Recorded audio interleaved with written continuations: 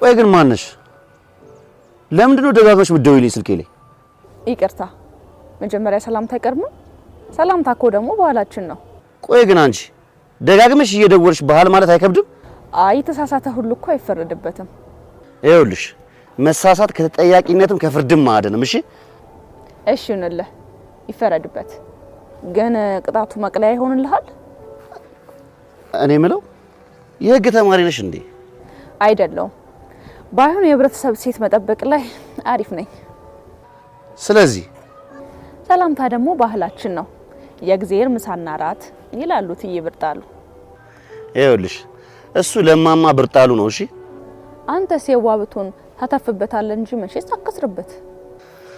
እሺ እንዴት አደርሽ ኔት? አሁን ዲስኩሩን ትተሽ ወደ ቁም ነገርሽ ትገቢያለሽ? ምኑን?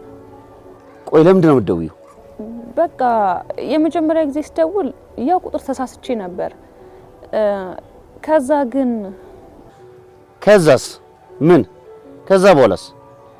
ያው እንደሰማከው ይቅርታ ለማለት እንኳን ጊዜ አልሰጠችኝም።